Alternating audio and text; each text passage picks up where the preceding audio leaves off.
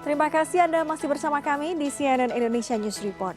Hubungan Indonesia dengan Suriah telah dibangun sejak tahun 1949. Kala itu Suriah menjadi salah satu negara yang mengakui kemerdekaan Indonesia di dunia internasional.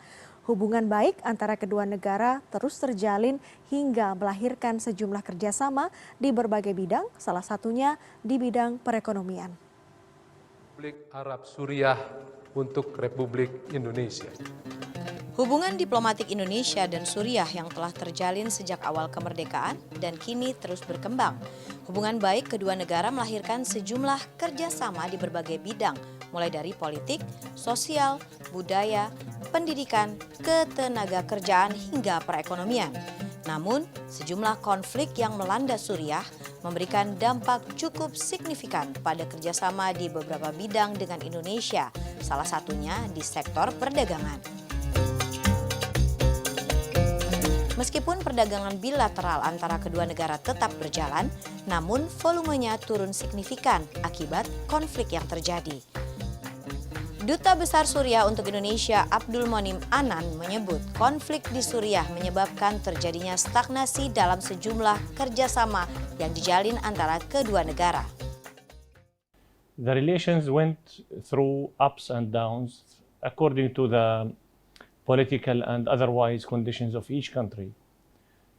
Naturally, during the Syrian crisis, our relations came to a state of, let me say, stagnation.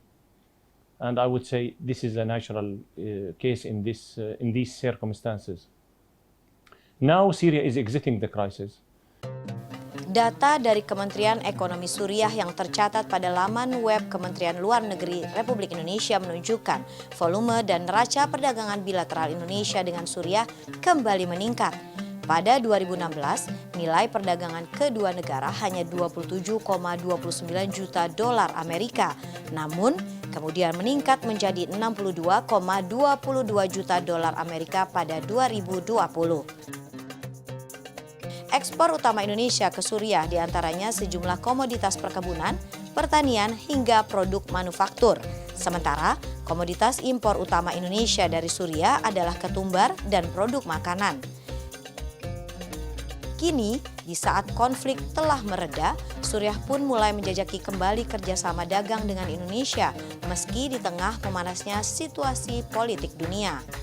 Very soon, inshallah, we will have the first Memorandum of Understanding on the cooperation in the field of trade between Indonesia and Syria being signed and ratified according to the legal procedures in both countries.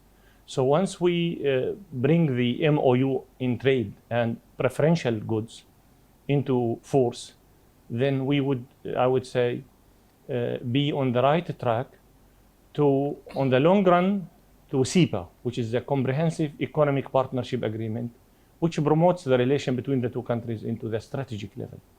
We are very hopeful, and of course, there is nothing impossible as long as we possess determination, will, and the capacity to do so. Dikutip dari laman web Kementerian Luar Negeri Indonesia, berbagai alasan menjadi faktor yang mendukung terjalinnya kerjasama erat antara kedua negara, termasuk soal pandangan yang sama mengenai visi perdamaian di Timur Tengah, terutama terkait Palestina. Sejauh ini Indonesia juga kerap mendukung Suriah di forum internasional, diantaranya ditunjukkan melalui sikap pemerintah Indonesia yang akan selalu mengakui dataran tinggi Golan sebagai wilayah Suriah. Tim Liputan CNN Indonesia.